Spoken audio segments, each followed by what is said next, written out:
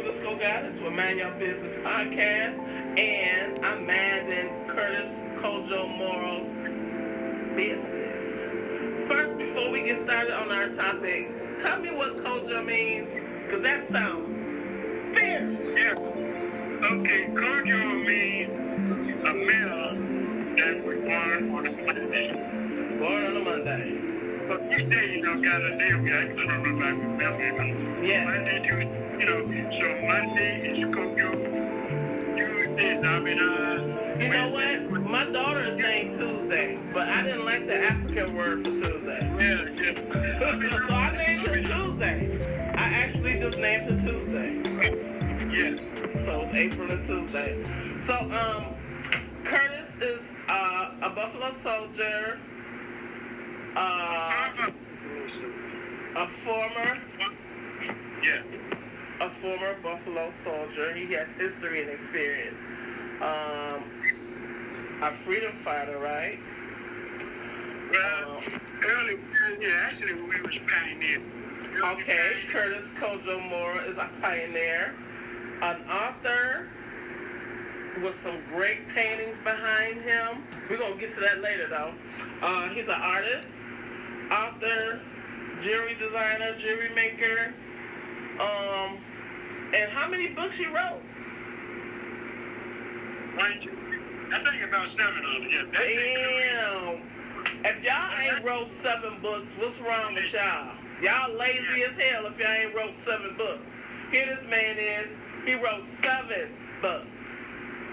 And throughout the years, I want to know what you think about dating and romance.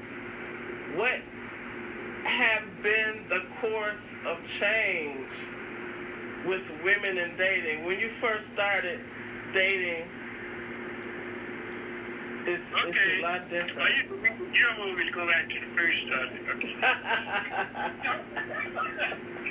I thought we talking about we're comparing different, say, between America and Africa, right? Okay, yes. Okay, so say for instance, now before I went to Ghana, like I had a girlfriend in New York, I lived there for 2 years. And the relationship that I've had with ladies, Afro-American ladies here in America, have actually been great, really. I don't have no, it was great for me, because before going, we all had the same mindset. Okay. So we disagreed, but yet still we had the same gun. We stepped aside when white folks passed, you know what I mean? Damn. We just did it automatically, we didn't look a Caucasian in the eye. We just did it because that's the way our parents taught us. That's what they did, so we did it. Damn. Just something happened. But when I got to Africa, then I met another, the black women that I went to Africa, in my case, was Ghanaian, they were walking like, I guess some people say like queens. And the brothers walking like men, they walking around looking people in the eyes and talking to them straight. Damn. And everyone else, and they'll tell you in a minute, no, I'm a Ghanaian, I'm a Shanti. They were proud of who they were. Now, that's the kind of people. So that's the kind of women that you meet there. And most of the women that I mostly said was like their fathers and grandfathers, well, not their fathers, their grandparents was warriors. They fought against the most powerful country in the world. At that time, it was Great Britain, the British, and right. Sweden. Yeah. And America didn't come in, but that's what so they got their history behind them, and they knew it because that's what you learn. That's what was taught to them when they first come out of their mama's womb. They're taught the ways of their clan and what they did, whether they was farmers or hunters or whatever, right? Mm-hmm. Okay, so that's the kind of women that you are looking, that you meet living there, the original women.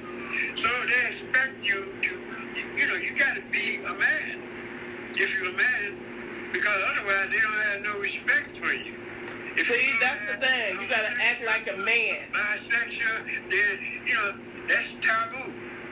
Just like it used to be with us. They don't care what nobody else says in the world. That's their business. Right. But there, when you're there, you in their country. Although it's yours too, but yet still, this is our way. That's the attitude, right? So you gotta be, matter of fact, most women that I met there, I met a few, anyway, and they didn't even kiss. This ain't what they call it poking with your mouth. So, we had the task of teaching them how to kiss. Now, but I'm just, I'm being, funny, but yet still, this is the truth. I see you grinning. But it's what happened, and but now I guess they're doing everything now, of course, but some of them still have, I haven't done any survey, but the average African woman is still an African woman, that believe in her tradition. Although when she's somewhere else, then she'll go along with the other, but to certain things, but she'll stop. There's certain things she won't do unless she is out and out prostitute. Now, you have to you have to talk with the women for that point of view. But as for my religion, Let me ask you. Yeah, go ahead. In the 90s, I used to meet a lot of Nigerian men. And they were upset with me because I wasn't submissive. I am very outspoken. And they considered that being disrespectful to them. Did you see men like that treat their woman like that there? Or did I just meet some dumbasses? Yeah. Well, that's what my sisters say too. They say the same thing. But the man is the head of the household. Now, we talking about people that lived in Africa all their life, where they go out in the forest. We call it for like jungles and, so a man, everybody got their duties. Right. But, and so the man is the head of the household. It still is there. Even if the woman is making 10 times more than her husband, but yet still, they respect, and they're still together, they still respect each other to the point that before a decision is made pertaining to the household, they talk about it together. Because the men I met were very conceited and arrogant, obnoxious, and if I said anything against what they wanted, they considered me being disrespectful. I can't even voice my opinions. Were women so passive like that in Africa? No. So they lied to me. Yes. I wouldn't, yes. But the bottom line, you got to sleep with that woman at night now. Hell yeah. And together, and you think she just lay there? No way. I ain't never met one like that. She said, okay, I didn't like what happened today. She gonna let you have it, really. And you ain't gonna get no peace. You probably won't eat. You might have to go out and eat. Because she ain't cooking. Hell with you. That attitude. Right, but, right. Damn that. And I'll tell you something else. You take most of the African, even here, before they make a major decision, that's gonna pertain to them and their family and their tribes, they're gonna run it back like we do here. Okay. Yeah. Okay. Now, when they meet a woman of another culture, first of all, that can be a mistake. I know we all probably, but most expatriate black men, we don't make it, because I never made it because I was brought up, I love my mother, so I respected my mother Right. and my sisters, so I might not have done what they wanted me to do.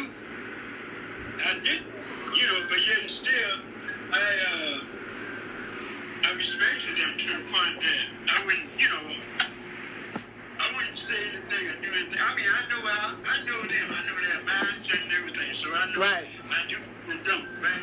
Right. But now when I was in Japan, I didn't know.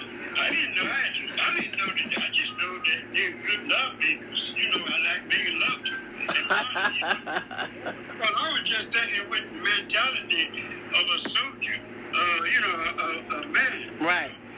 So it's like, it wasn't permanent. I know that after 2 or 3 years, I'm going to come back here. I'm going to be back here, Right. And it's the way, when you see, when a foreigner come to America, whether they're from Africa or Middle East or whatever, they only know that they're going to be here for a minute. Because when things get right and the pockets get right, they're going to go back to their own country. Yeah. Even if they have dual citizenship, they still going to, because that's their home, right? So they're just here on a mission. So when they meet you and y'all get together and you exchange views and you say, well, look, I don't like this, and then you come to an understanding, then they learn what they want to satisfy you. Every man want to satisfy his woman, especially if they got things in common, Woo! Yes, honey, yes. And it's kind of hard. I know it's difficult for a woman here, period, black, white, or what, because, the women here they have a louder voice, Well, let me tell you this. When my mom was here, she used to tell me stories of how men treated her. They opened the door. They were gentlemen. They paid for the meals. They paid for taking you out. They were more considerate and thoughtful. I come around and grow up. I see men treating women really shitty because I think men treat women really bad because there's so many women on the planet. There's so many women in the world. Some guys feel like, if she don't do what I want her to do, I'll get another one. So I think that's how men feel because back in the day, men were nicer to their ladies. Were you taught to open the door for women and all that? Yeah, well, that was with me now, because I'm alone the time of your mother.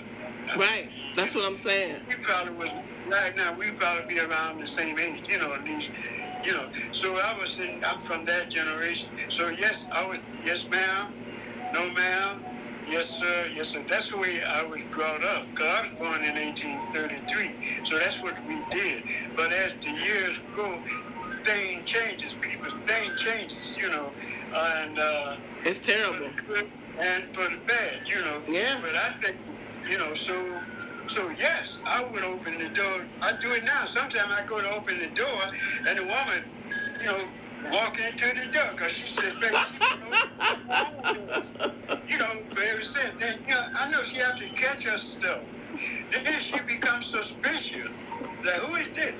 And then how dare you think outside of the Oh my God. That's the way she would think of someone and say a brother who had lived in other environments, other countries, and they say, oh, you're so suave. You're calm. They think you're a calm man, or you trying to beat them out of something, because they brought up, they got that, they've been indoctrinated to be so defensive.